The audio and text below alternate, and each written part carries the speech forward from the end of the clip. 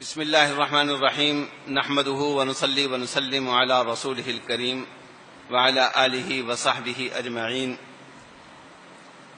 وعن أوس بن أوس رضي الله تعالى عنه قال قال رسول الله صلى الله عليه وسلم إن من أفضل أيامكم يوم الجمعة فيه خلق آدم وفيه قبض وفيه النفخة إلى آخر ما قال النبي صلی اللہ علیہ وسلم. ذی الحجہ کے جو ایام چل رہے ہیں جن کو ہم ایام تشریق کہتے ہیں، یہ بہت ہی فضیلت والے ایام ہیں، اور یہ حسن اتفاق ہے کہ جمعے کا دن بھی انہی ایام میں شامل ہے. آج عید کا تیسرا دن ہے اور جمعے کا دن بھی ہے، تو دو فضیلتیں اکٹھی ہو گئی. اس لیے اس موقع سے ہمیں خاص فائدہ اٹھانا چاہیے. دو باتیں اس حوالے سے عرض کروں گا. ایک تو رسول اللہ صلی اللہ علیہ وسلم نے ارشاد فرمایا کہ تمہارے دنوں میں سے سب سے زیادہ فضیلت والا دن جمعے کا دن ہے، اور دوسری حدیث میں آپ نے فرمایا کہ یہ سید الایام ہے، اور یہ اتنا اہم دن ہے کہ کائنات کے بڑے بڑے واقعات اس دن میں ہوئے. آدم علیہ السلام کی پیدائش بھی اسی دن میں ہوئی، ان کا جو پیدا ہونا ہے، اور اسی دن میں ان کا انتقال ہوا. جو قیامت میں سور پھونکا جائے گا وہ بھی اسی دن میں ہوگا. تو متعدد بڑے بڑے واقعات کائنات کے لیے، ان واقعات کے لیے اللہ جل جلالہ نے اس دن کا انتخاب کیا. تو یہ دن بہت زیادہ اہمیت والا ہے. اس دن کی اہمیت کا تقاضا کیا ہے؟ تو رسول اللہ صلی اللہ علیہ وسلم نے اس اہمیت کا، اس دن کی فضیلت کا تقاضا ذکر کرتے ہوئے فرمایا کہ فَأَكْثِرُوا عَلَيَّ مِنَ الصَّلَاةِ فِيهِ، کہ اس دن میں میرے اوپر صلات کی، درود کی کثرت کرو. رسول اللہ صلی اللہ علیہ وسلم پر درود اس دن میں کثرت سے پڑھا جائے.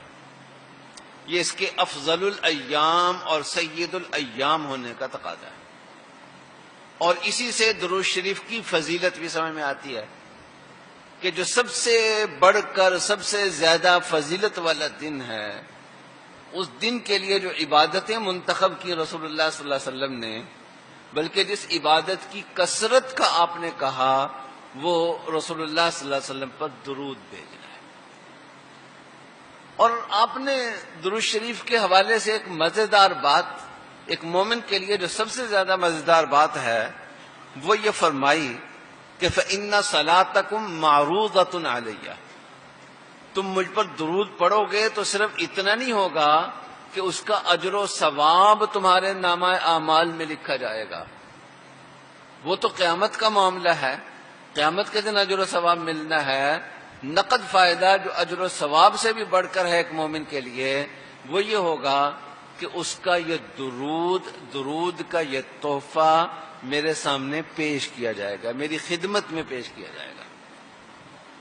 ایک مومن جب درود پڑھتا ہے یا سلام بھیجتا ہے رسول اللہ صلی اللہ علیہ وسلم پر، تو وہ آپ کی خدمت میں پیش ہوتا ہے کہ آپ کے فلاں امتی نے، فلان ابن فلاں نے آپ کو درود کا یہ تحفہ بھیجا ہے، سلام کا یہ تحفہ بھیجا ہے.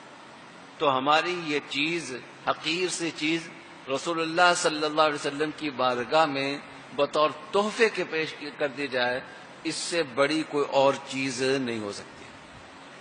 اس پر صحابہ نے ایک سوال عرض کیا کہ یا رسول اللہ، جب تک آپ اس دنیا کے اندر موجود ہیں، اس دھرتی کے اوپر ہیں، تب تک تو یہ بات بڑی آسانی سے ہمیں سمجھ میں آ گئی کہ ابو بکر اپنے گھر میں درود پڑھ رہے ہیں، عمر اپنے گھر میں پڑھ رہے ہیں، عبداللہ ابن مسعود اپنے گھر میں پڑھ رہے ہیں، ان سب کا درود آپ تک پہنچ رہا ہے، آپ کو پتہ چل رہا ہے.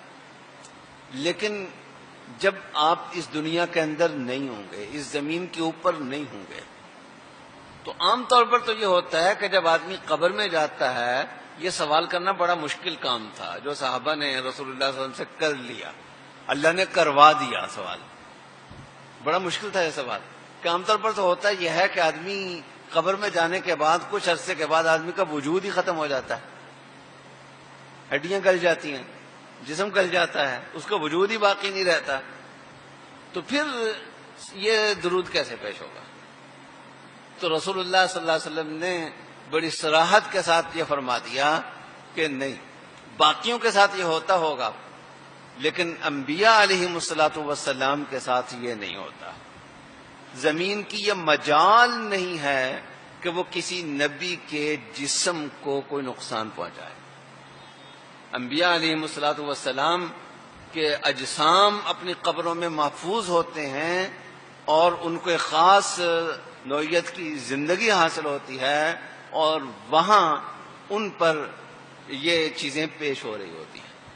تو پہلی بات تو یہ کہ اس دن میں درود شریف کی کثرت کا ویسے بھی اہتمام کریں، اور خاص طور پر یہ جمعہ فضیلت کے ایام کے اندر آ گیا ہے.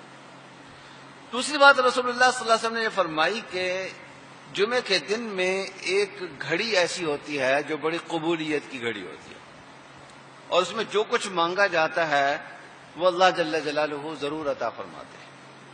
وہ قبولیت کی گھڑی کس وقت ہے؟ جس طرح لیلۃ القدر کی حتمی تعین نہیں ہے، اسی طرح اس گھڑی کی بھی حتمی تعین نہیں ہے. لیکن زیادہ تر حدیثوں سے جو اشارہ ملتا ہے وہ یہ ملتا ہے کہ یہ گھڑی عصر اور مغرب کے درمیان میں ہوتی ہے. تو آج عید کے قربانی کے 3 ایام میں سے آخری دن بھی ہے. تو آج کا جمعہ خاص طور پر ہمیں یہ چاہیے کہ عصر سے مغرب تک کا جو وقت ہے یہ درود شریف، ذکر، اذکار اور خاص طور پر اللہ تعالیٰ سے مانگنے میں صرف کرنا چاہیے. باقی کام آگے پیچھے ہو جایا کرتے ہیں اگر آدمی کرنا چاہے تو، وہ پہلے بھی ہو سکتے ہیں، وہ مغرب کے بعد میں بھی ہو سکتے ہیں، لیکن اس طرح کے اوقات کبھی کبھار ہی آتے ہیں. اللہ جل جلالہ ہمیں عمل کرنے کی توفیق عطا فرمائے.